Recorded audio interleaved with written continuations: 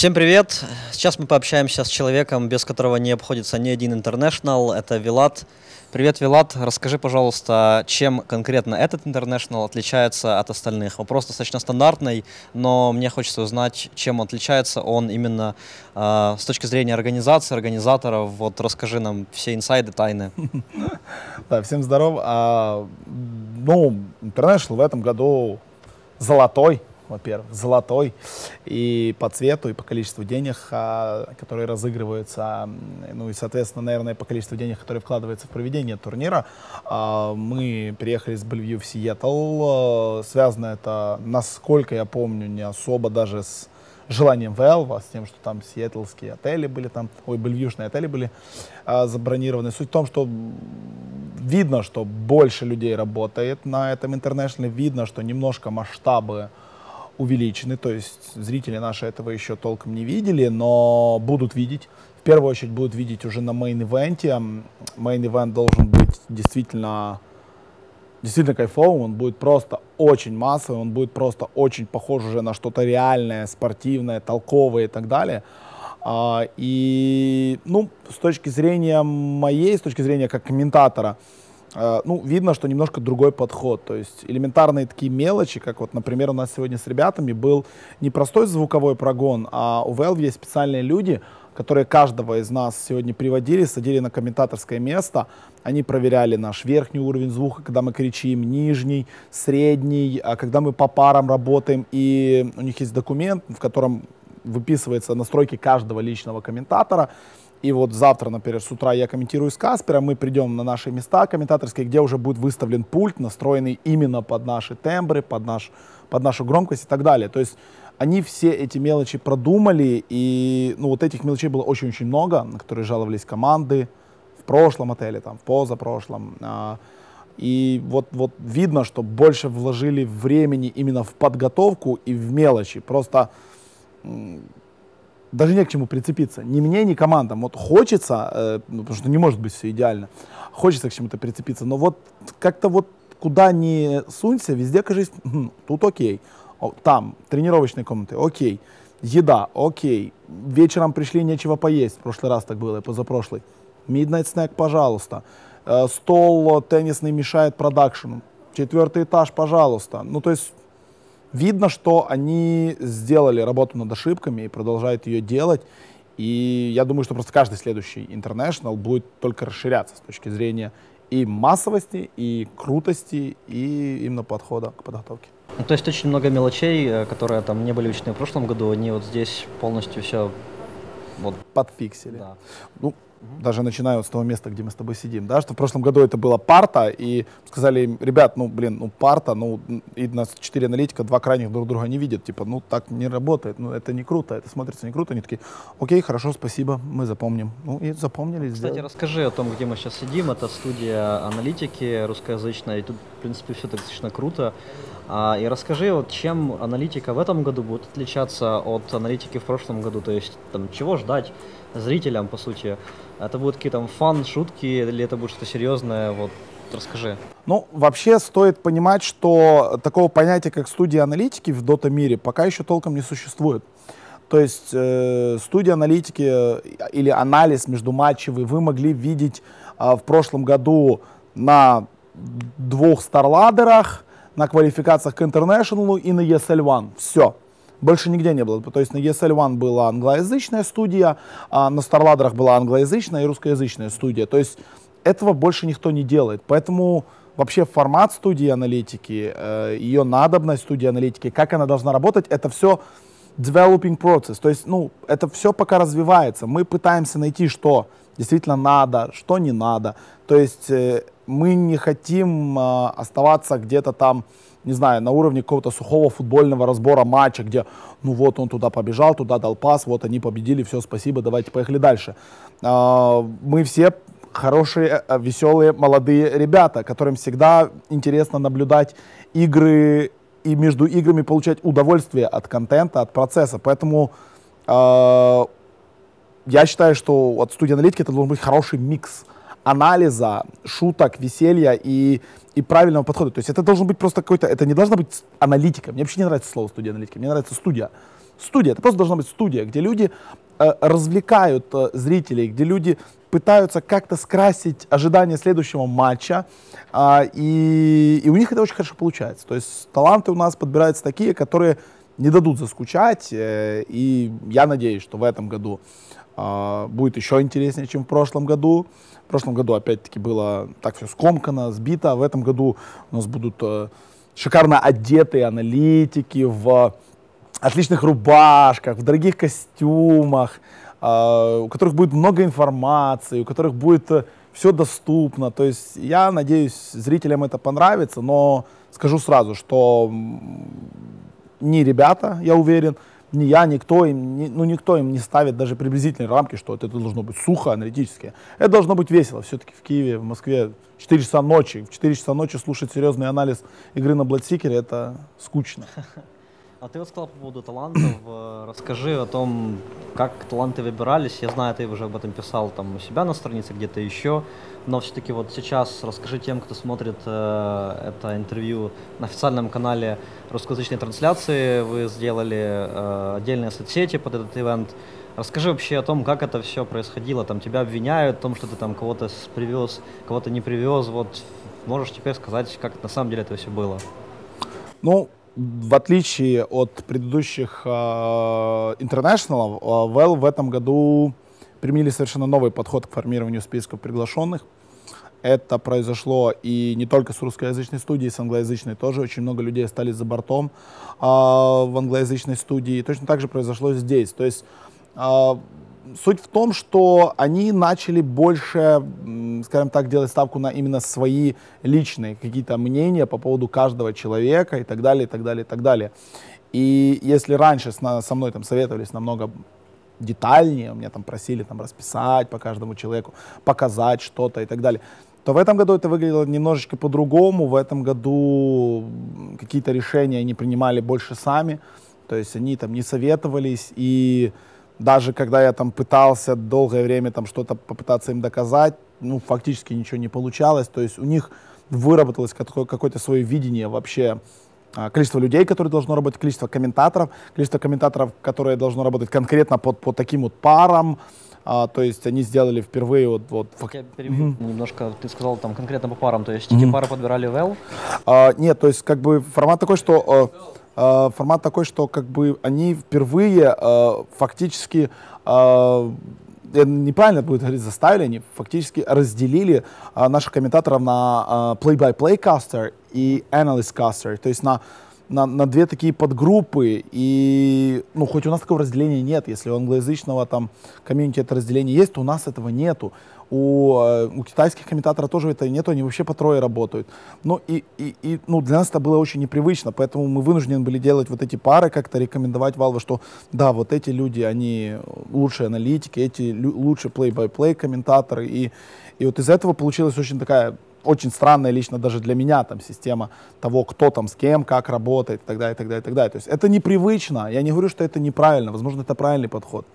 То есть, ну, просто для нас это непривычно. Поэтому, да, я знаю, что очень много людей до сих пор меня обвиняют в том, что я там не взял Марфа дизайнера на International, и что я там не взял PRB на International, или что я не взял Crystal May на International. То есть, ну, ребят, вы меня можете дальше обвинять, даже если я очень сильно захочу, я не могу взять тех, кого я хочу, или не взять тех, кого я не хочу.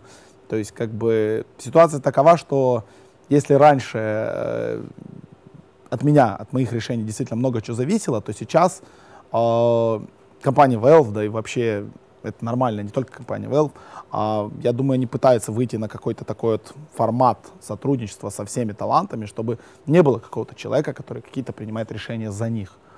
И, в принципе, это логично. Да, это абсолютно логично. Ну, можете дальше на меня обижаться. Я уже писал не один раз об этом, дальше я там писать уже не буду, ну, смысла нету никакого. Я бы очень хотел привести всех, я бы очень хотел, чтобы нас было больше, потому что нас уже тут не хватает немного людей.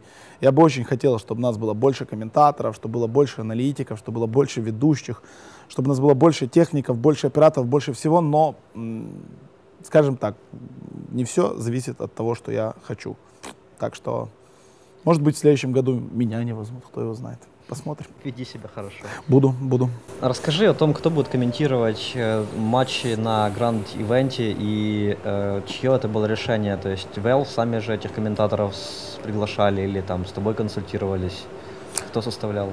Ну, как бы main event, то есть все, что происходит в Key-арене, будет комментировать тот же список людей, которые комментируют групповой этап, за исключением 3 человек. Первый — это Габлак, Артур, которого мы очень просили взять сюда как часть студии аналитики, но, к сожалению, решили, что не стоит, наверное, ему ехать рано, то есть не научился еще работать. Я не знаю, то есть да, они правы, потому что, да, Артур отработал, по сути, только одни квалификации, да, то есть, и не совсем правильно было бы человека вот так вот сразу приглашать на мейн-ивент, поэтому Артур будет здесь работать у нас ко-кастером, то есть он будет комментировать несколько дней группового этапа вместе с комментаторами, то есть он будет помогать плей-бай-плей кастерам, таким как, например, я, либо Малштром, но на мейн-ивенте Артур работать не будет также работать на мейн-ивенте Мобстер.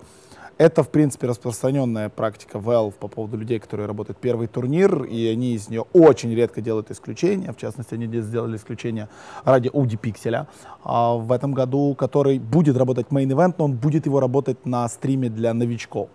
То есть вот такое это они сделали. То есть я уверен, что Мобстер, что 1000% в следующем году на мейн-ивенте работать будет, но так как человек-новичок первый раз, то он не будет работать. И не будет работать Арен. Почему Арен не будет работать? Наверное, все-таки потому, что за последний год Арен недостаточно много турниров откомментировал или недостаточно активно работал на турнирах разнообразных, на разных ивентах, а больше посвятил себя, я не знаю, как это правильно назвать, просто созданию своей фан-базы, стримингу и так далее. И, соответственно, вот получилось, что у нас 7 человек будет работать на мейн-ивенте.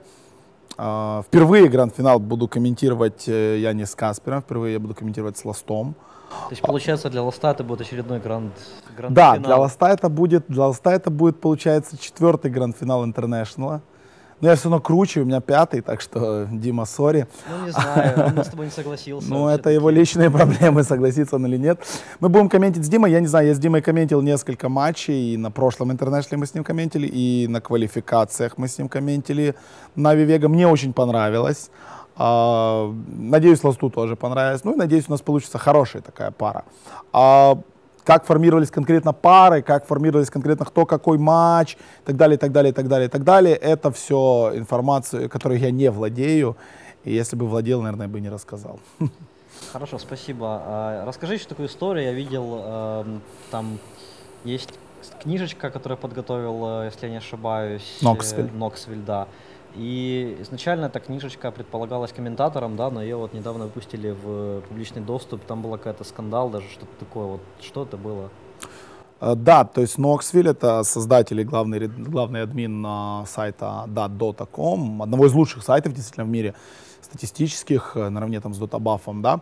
Он работал последнее время над здоровенной такой eSports Bible, Dota 2 Bible мы называем ее. В прошлом году, кстати, она тоже была похожая такая. Над ней работал K-Pop Tosis из студии Beyond the Summit. Она была действительно хороша. И, собственно, в этом году над ней работал Knoxville. И он, собственно, пошарил ее с англоязычными комментаторами. Я об этом знал, то есть мы об этом общались с англоязычными коллегами заранее, что вот он работает над такой-то книгой, которая должна помогать комментаторам. И, собственно, здесь уже на ивенте я у ребят попросил поделиться со мной, то есть они со мной поделились. Я здесь обратился к ребятам из Valve, чтобы они нам ее распечатали. Мы ее распечатали. Она такая хорошая, очень-очень хорошая, полезная книга, которую я практически перечитал сразу же, потому что невероятно интересно. Сразу же поделился с нашим статсменом, который будет работать на этом ивенте, то есть этой распечаткой. А вечером эта книга попала на имейл абсолютно всем участникам International, то есть у Valve есть как бы все имейлы всех участников, и они просто всем прислали эту книгу. Многие были шокированы, потому что некоторые команды эту книгу фактически, даже, можно сказать, покупали. Я не буду говорить, какие, но есть команды, которые информацию эту имели чуть-чуть раньше, и они были готовы за нее платить, потому что она стоит того, чтобы за нее платить. Ну и получился вот такой вот маленький скандал, и в итоге оказалось, что Valve всем отправили эту книгу, потому что они узнали, что у каких-то команд эта книга есть, что кто-то эту книгу каким-то командам слил, и они решили, что это будет абсолютно нечестно по отношению к другим участникам, и, собственно, вот эту статистическую Библию, огромнейшую, шикарнейшую книгу, которая доступна в интернете, вы можете скачать без проблем, там, на любом сайте, и они вот это дело всем разослали. Это было правильное решение от Valve, потому что если это есть у кого-то одного, а у остальных нету, это плохо. Но то, что был какой-то там слив, и то, что это дошло до команд, ну, вообще это плохо. То есть, как бы, такая книга, она должна быть очень полезна для статсменов, для комментаторов, для аналитиков, да, она шикарна. Но командам она дает немножко слишком много лишней инфы. Да, вся эта инфа открытая, то есть там ничего суперсекретного. Но когда вы заходите на доту, и вы заходите на команду и нажимаете на раздел варды, там показывает всю историю команды просто с координатами x, y, x, y, где, ну там просто координаты, циферки, куча цифр. А здесь просто-напросто проделан огромный труд, все эти циферки накладываются на карту, на мини-карту, конкретно синим, красным выделяется, ты четко видишь, где какая команда ставит варды, где какая команда входит в смоук, сколько людей из каждой команды входит в смоук, это дает невероятное количество информации. Ну тут случился такой маленький скандал, до сих пор никто не знает, кто из талантов, комментаторов и какой команде слил, из-за чего все началось. Но вот с этой статистикой такой получился мини-мини скандальчик на старте International. Ну, куда без них.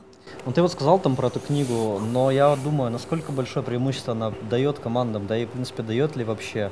Потому что, ну, знаешь, там команды же играют с друг другом регулярно, и я думаю, что они знают там стили игры или там как играет тот или иной игрок. Насколько вообще эта статистика, это важно или наоборот там не очень важно? Это супер важная вещь. Это невероятно важная вещь. То есть, как по мне, на основе вот этой книги, если бы она была, например, у теоретической команды MVP Phoenix, ее не было бы у остальных там участников вообще, или у Хуцик, неважно, у какой-то команды, если бы это было, ты получаешь невероятную информацию вот на ровном месте. То есть ты сидишь, пикаешь, вот прям во время пика конкретно, и у тебя перед глазами лежит 4 листка. Это лучшие герои команды соперника, это лучшие связки команды соперника, это самые полезные связки. Это что самое главное, да, вот никто не обращал на это внимания, а тут книга вышла и так далее. Опа, оказывается, у команды Cloud9 69% винрейта, если они ставят даблу в сложную. Это же невероятно полезная инфа, про которую никто не думал. И никто бы не подумал. Но что игроки, они, конечно, опытные, крутые, у них хорошие тренера, но очень много ленивых. И они знают, что делать. Они там знают, Envy играет на том. Но то, что дабла у Cloud9 69% винрейта, это просто мозг взрывает. Как бы да, и там, не знаю, элементарно то, что Лил сделал 20 форсбладов за последний год, и только один человек в мире сделал больше, чем Лил. То есть это Феррари. И это сразу тебя наталкивает, блин, окей, Лил так много делает форсбладов, тут опа, ФНГ делает много форсбладов, а ну давайте посмотрим, где они в смоуке входят. Смотришь, оп, и ты уже знаешь, что 15 минут делать против Virtus.pro. У тебя уже есть эта информация. И там, ну, то есть это супер ценно, это невероятно ценно, если еще уметь это правильно на практике задействовать, то я думаю, что, ну, вот такие вот статистические книги, такие статистические выкладки, это будущее киберспорта. Как бы в КС это вообще, по-моему, бесценно. Ну и в доте это будет становиться все более важно. То есть у нас есть сейчас минус в том, что патч выходит, и по сути все, что было до патча, оно никому не надо. Да, поэтому сейчас выборка только за 3 месяца. Ну а прикинь, если, например, будет какой-то стабильный патч, год, это же просто забей. Так что я бы советовал командам, да и не только командам, нанимать специальных людей, тренеров, статсменов, которые будут этим заниматься. Для этого ничего особенного не надо, просто хорошо знать математику, хорошо уметь визуализировать и воплотить это в жизнь. Ну да, еще там анализировать тренды и так далее. Но в принципе на самом деле это все идет к этому. Появляются тренера, там те же Нави говорили недавно, что они тоже рассматривали вариант с тренерами, скорее всего там после Интернешнала на будущие турниры они все-таки возьмут тренера. Скажи мне еще такую вещь, вот по поводу мейджоров, что ты знаешь об этом? И вот новые правила по поводу замен, там, что это вообще будет? Там, до 1 сентября нужно какие-то замены сформировать внутри команд. Расскажи об этом подробнее. Ну, вообще я знаю о мейджорах не больше, чем любой человек в мире. Компания Valve не особо хочет распространяться на эту информацию, ну, на этот счет. Ну, я их понимаю, может быть, они там что-то еще не доготовили. Ну, то есть Мы все знаем с первого анонса, что это будет 3 турнира в году, это будет ноябрь, февраль и май, и что на них будет квалификация, на них будет инвайты, это будут крупные лан-турниры, отдельное что-то такое, не связанное там ни с Астрладером, ни с ESL, ни с MLG, это будет что-то отдельное. И под это все Valve пытается как-то вот попытаться стабилизировать рынок, то есть сделать эти трансферные окна. И первое из них должно где-то там уже в сентябре закрыться. Ходят слухи, что до 1 сентября там кучу тем на Reddit создавали и так далее. Но опять-таки я не являюсь игроком, поэтому мне рассылка от Valve не приходит на эту тему. Я считаю, что это, мейджоры. Мы с тобой, когда последний раз разговаривали, последнее интервью, это было в Малайзии, мы как раз на эту тему говорили. Я тогда просил у Valve, сделайте что-то такое. И они сделали. Они сделали эти мейджоры, они сделали эти трансферные окна. А вот теперь надо думать. Вот теперь надо тестить, теперь надо просто сидеть, зацепив зубы, получать кучу гадостей в интернете, потому что первый трансферный период и первые трансферные проблемы, это будет беда. Это будет сразу после интернешнала буквально, и ты на 3 месяца должен брать какой-то состав, и все. Вот, если что-то там не пошло и так далее, ты ничего не можешь менять. И будет очень много игроков протестовать, будет очень много менеджеров протестовать. Но я просто желаю терпения компании Valve спокойно, методично собирать информацию и делать свою работу. Не особо обращать внимание на то, что всем это будет не нравиться. Потому что это действительно надо доте. Это рост доты, это стабильные составы, это стабильные какие-то понятные перемещения игроков, а не фобос туда, фобос сюда, извините. То есть надо, чтобы это как-то все стабилизировалось, и чтобы мы четко знали, что вот на следующий International уже будет какой-то, я не знаю, какой-то лейтмотив кого-то приглашать. Потому что в этом году, ой-ой-ой, позвали Team Malaysia, которые собрались месяц назад, а Рейв не позвали. Бла-бла-бла, что за фигня, так нечестно, это не круто, куча гадостей в интернете. Если будет вот это, будет четко известно, что есть стабильные команды, есть стабильные составы, есть стабильные результаты, есть стабильный календарь, то, чего нам не хватает, стабильный календарь, чтобы люди знали, что в следующем году мне надо взять отпуск с 16 июля по 27 июля, потому что там будет мейджор, чтобы, вот без этого всего, без вот этого четкого подхода ничего не получится. Да, все будут недовольны. Все всегда недовольны. Я могу курсы дать компании Valve, как жить с тем, что все всегда тобой недовольны. Я вообще шарю, я специалист в этой теме, то есть я могу школу открывать. Но ничего страшного. Они чуть-чуть потерпят, но все равно свое сделают. Переходной период, Рим тоже не сразу строился. Конечно. То есть не все делается просто так. Так что я думаю, все будет... не сразу тоже было. 17 миллионов тоже не сразу было, да. Сначала было миллион, и мы плакали. А еще когда-то было $230 на Intel Challenge, и тоже было весело, и все кайфовали. $230. Но да. Все-таки закрывая тему по поводу вот этих вот новых расширенных составов команд, там где будет то ли 6, то ли 7 игроков. Мне вот интересно стало, а будут ли вообще эти запасные игроки когда-либо и где-либо играть-то? А тут все очень просто. Тут система Riot уже работает. В Корее это уже нормально. В Корее у команды SK Telecom 1 есть 5 основных игроков, есть запасной мидер, есть запасной AD Carry, есть запасной саппорт. И они играют на своей лиге, как она там называется, ЛЦК или ЛКЛ, не знаю. И они там играют, и в одну неделю они играют основным составом, потом еще раз основным, а потом в одном матче выходит играть резервист, вместо мидера играет, они его проверяют, они смотрят, как он играет, то есть они с ним тренируются, и это правильно, то есть как бы этих людей берут на контракт в команду не игроком основного состава, им надо доказать, что они готовы стать игроком основного состава. Они получают деньги, они получают возможность играть на топовом турнире, где-то там в онлайн его части, либо там на лане, неважно. Там, а команда получает возможность, мало того, что ротации очень хорошие, потому что у тебя, если кто-то заболел, ты не должен его заставлять играть. У тебя есть замена, которая спокойно вместо него сыграет. У тебя есть возможность внутренне мотивировать игроков, потому что ты всегда знаешь, Дэнди ты или не Дэнди, что там у тебя за спиной молоденький пацанчик сидит, который твой резервист, но все может очень скоро поменяться. Все-таки... да, иногда ты можешь стать резервистом. Да, то есть как бы и это нормальный процесс. То, что это не будет тоже хорошо работать, потому что слишком много эгоцентричных игроков, слишком много таких игроков, которые никогда в жизни не согласятся пойти и стать резервистом у команды Empire, я же создам свою команду и стану чемпионом.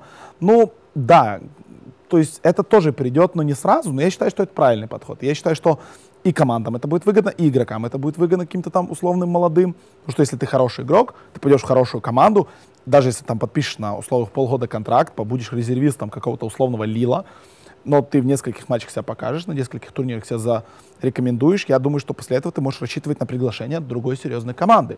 И вот этот процесс, он работает в футболе, в баскетболе, он работает во всех нормальных традиционных видах спорта. Почему не должен работать в киберспорте? Киберспорт — это тот же спорт. Sports.ru скоро это все всем докажут, скажем так. Хорошо, в принципе, я думаю, что это все. Я хочу с тобой пообщаться еще обязательно в Ки-арене, когда у тебя будет время. Спасибо за время. Я желаю тебе хорошо откомментировать завтра первый день. Вот, начало матча. Будем поддерживать все команды, всех участников. Спасибо за то, что смотрели это интервью. Подписывайтесь на наш канал Dota 2 Рухаб. Пишите ваши комментарии, ставьте лайки. До новых встреч.